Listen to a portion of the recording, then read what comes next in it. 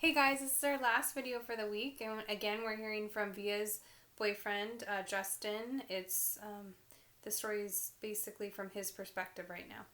Okay, like I said, page 190, Valentine's Day. I give Olivia a heart necklace for Valentine's Day, and she gives me a messenger bag she's made out of old floppy disks. Very cool. How she makes things like that. Earrings out of pieces of circuit boards, dresses out of t-shirts, bags out of old jeans. She's so creative. I tell her she could be an artist someday, but she wants to be a scientist, a geneticist of all things. She wants to find cures for people like her brother, I guess. We make plans for me to finally meet her parents. A Mexican restaurant on Amsport Avenue near her house on Saturday night.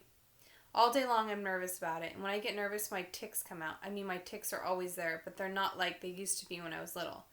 Nothing but a few hard blinks now, the occasional head pull. But when I'm stressed, they get worse. I'm definitely stressing about meeting our folks. They're waiting inside when I get to the restaurant. The dad gets up and shakes my hand, and the mom gives me a hug. I give Augie a hello fist punch, and kiss Olivia on the cheek before I sit down. It's nice to meet you, Justin. We've heard so much about you. Her parents couldn't be nicer. Put me at ease right away. The waiter brings over the menus, and I notice his expression the moment he lays eyes on August. But I pretend not to notice. I guess we're all pretending not to notice things tonight.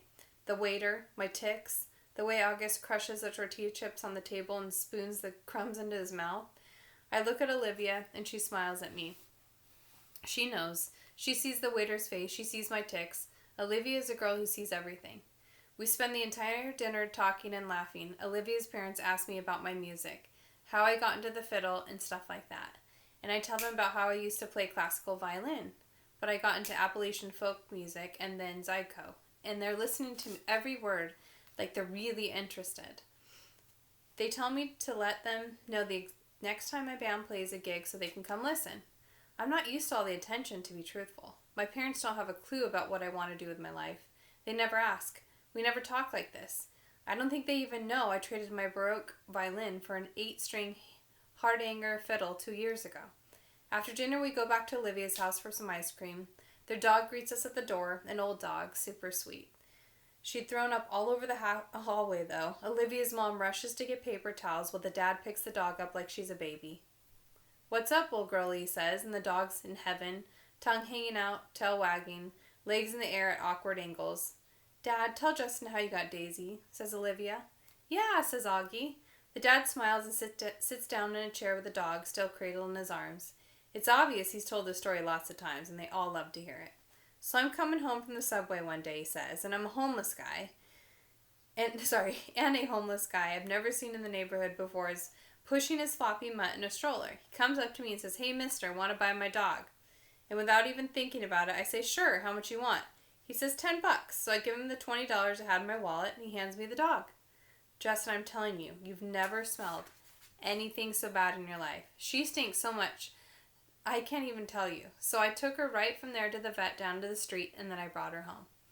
Didn't even call me first, by the way, the mom interjects as she cleans the floor to see if I'm okay with his bringing home some homeless guy's dog. The dog actually looks over at the mom when she says this. Like she understands everything everyone is saying about her. She's a happy dog, like she knows she lucked out that day finding this family. I kind of know how she feels. I like Olivia's family. They laugh a lot. My family's not like this at all. My mom and dad got divorced when I was 4, and they pretty much hate each other. I grew up spending half of every week in my dad's apartment in Chelsea and the other half in my mother's place in Brooklyn. I have a half-brother who's 5 years older than me, and I barely knows I exist. For as long as I remember, I felt like my parents could hardly wait for me to be old enough to take care of myself. "You can go to the store by yourself. Here's the key to the apartment." It's funny how there's a word like overprotective to describe some parents, but no word that means the opposite. What word do you use to describe parents who don't protect enough? Underprotective? Neglectful? Self-involved? Lame? All of the above? Olivia's family tell each other I love you. All the time. I can't remember the last time anyone in my family said that to me. By the time I got home, my tics have all stopped. Our Town.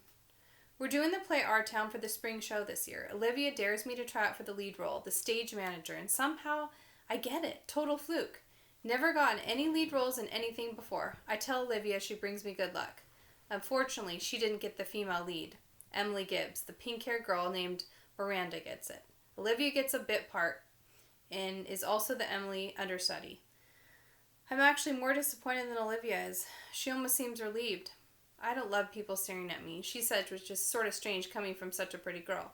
A part of me thinks she blew her audition on purpose. The spring show is at the end of April. It's mid-March now, so that's less than 6 weeks to memorize my part. Plus rehearsal time, plus practicing with my band, plus finals, plus spending time with Olivia. It's going to be a rough 6 weeks. That's for sure. Mr. Davenport, the drama teacher, is already manic about the whole thing. Will drive us crazy by the time it's over, no doubt. I heard through the grapevine that he's been planning on doing the Elephant Man, but changed it to our town last minute.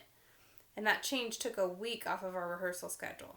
Not looking forward to the craziness of the next month and a half. Ladybug. Olivia and I were sitting on the front stoop. She's helping with my lines. It's a warm March evening, almost like summer. The sky is still bright, but the sun is low and the sidewalks are streaked with long shadows. I'm reciting, yes, the sun's come up over 1,000 times. Summers and winters have cracked the mountains a little bit more, and rains have brought down some of the dirt. Some babies that weren't even born before have begun talking regular sentences already, and a number of people who thought that they were right, young and spry, have noticed that they can't bound up a flight of stairs like they used to, without their hearts fluttering a little. I shake my head, can't remember the rest. All that can happen in 1,000 days, Olivia prompts me, reading from the script. Right, I say, shaking my head. I sigh. I'm wiped, Olivia. How the heck am I going to remember all these lines? You will, she answers confidently. She reaches out and cups her hands over a ladybug that peers out of nowhere. See? A good luck sign, she says, slowly lifting her top hand to reveal the ladybug walking on the palm of her other hand. Good luck. Or just the hot weather, I joke. Of course good luck, she answers, watching her ladybug crawl on her wrists. There should be a thing about marking a wish on a ladybug. Augie and I used to do that with fireflies when we were little, she says. She cups her hand over the ladybug again. Come on, make a wish. Close your eyes. I dutifully close my eyes. A long second passes, then I open them. Did you make a wish, she asks. Yep. She smiles and cups her hands, and the ladybug, as if on cue, spreads its wings and flits away. Don't you know what I wished for? I ask, kissing her. No, she answers shyly, looking up at the sky, which at this very moment is the exact color of her eyes. I made a wish too, she says mysteriously, but she has so many things she could wish for. I have no idea what she's thinking. The bus stop. Olivia's mom, Augie, Jack, and Daisy come down the stoop just as I'm saying goodbye to Olivia. Slightly awkward since we're in the middle of a long kiss. Hey guys, says the mom, pretending not to see anything, but the two boys are giggling. Hi, Miss Pullman. Please call me Isabel, Justin, she says again. It's like the third time she told me this, so I really need to start calling her that. I'm heading home, I say, as if to explain. Oh, are you heading to the subway, she says, following the dog with a newspaper. Can you walk Jack to the bus stop? No problem. That okay with you, Jack? The mom asks, as she shrugs. Justin, can you stay with him till the bus comes? Of course. We all say our goodbyes. Olivia winks at me. You don't have to stay with me, says Jack, as we're walking down the block. I take the bus by myself all the time. Augie's mom is way too overprotective. He's got a low, gravelly voice, like a little tough guy. He kind of looks like one of those little rascal kids in old black and white movies. Like he should be wearing a newsboy cap and knickers. We get to the bus stop, and the schedule says the bus will be here in 8 minutes. I'll wait with you, I tell him. Up to you, he shrugs. Can I borrow $1? I want some gum. I fish $1 out of my pocket and watch him cross the street to the grocery store on the corner. He seems too small to be walking around by himself somehow. Then I think how I was that young when I was taking myself to the subway. Way too young. I'm going to be an overprotective dad someday, I know it. My kids are going to know I care. I'm waiting there a minute or two when I notice 3 kids walking up the block from the other direction. They walk right past the grocery store, but one of them looks inside and nudges the other 2, and they all back up and look inside. I can tell they're up to no good, all elbowing each other, laughing. One of them is Jack's height, but the other 2 look much bigger, like teens. They hide behind the fruit stand in front of the store. When Jack walks out, they trail behind him, making low, loud throw-up noises. Jack casually turns around at the corner to see who they are and run away. Then they run away, high-fiving each other and laughing. Little jerks. Jack crosses the street like nothing happened and stands next to me at the bus stop blowing a bubble. Friends of yours, I finally say? Ha, he says. They're trying to smile, but I can't see. He's trying to smile, but I just can see that he's upset. Just some jerks from my school, he said. A kid named Julian and his two gorillas, Henry and Miles. Do they bother you like that a lot? No, they'd never done that before. They'd never do that in school or they get kicked out. Julian doesn't even live around here, so I guess it was just bad luck running into them. Okay, I nod. It's not a big deal, he assures me. We both automatically look down Amsfort Avenue to see if the bus is coming. We're sort of in a war, he says after a minute, as if that explains everything. Then he pulls out his crumpled piece of loose-leaf paper from his jean pocket and gives it to me. I unfold it in a list of names in 3 columns. He turns the whole grade against me, says Jack. Not the whole grade, I point out, looking down at the list. He leaves me notes in the locker that say stuff like everybody hates you. You should tell your teacher about that. Jack looks at me like I'm an idiot and shakes his head. Anyway, you have all these neutrals, I say, pointing to the list. If you get them on your side, things will even out a bit. Yeah, well, that's not really going to happen, he says sarcastically. Why not? He shoots me another look like I'm absolutely the stupidest guy he's ever seen in the world. What? I say. He shakes his head like I'm hopeless. Let's just say, he says, I'm friends with someone isn't exactly the most popular kid in the school. Then it hits me. What he's not coming out and saying. August, this is all about being friends with August, and he doesn't want to tell me because I'm his sister's boyfriend. Yeah, of course, that makes sense.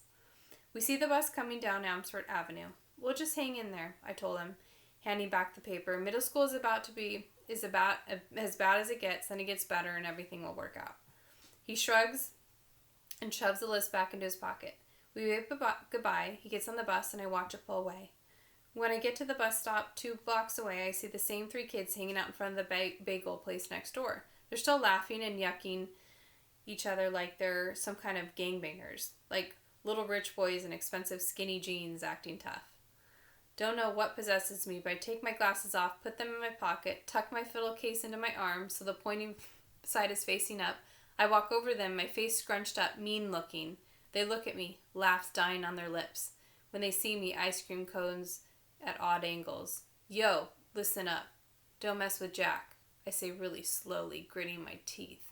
An all Clint Eastwood tough guy. Mess with him again, and you'll be very, very sorry. Then I tap my fiddle case for effect. Got it? They nod in unison, ice cream dripping onto their hands. Good. I nod mysteriously, then sprint down the subway 2 steps at a time. And that's where we end. I hope you guys have a great week, and thanks for listening. Can't wait to read all your summaries. Bye.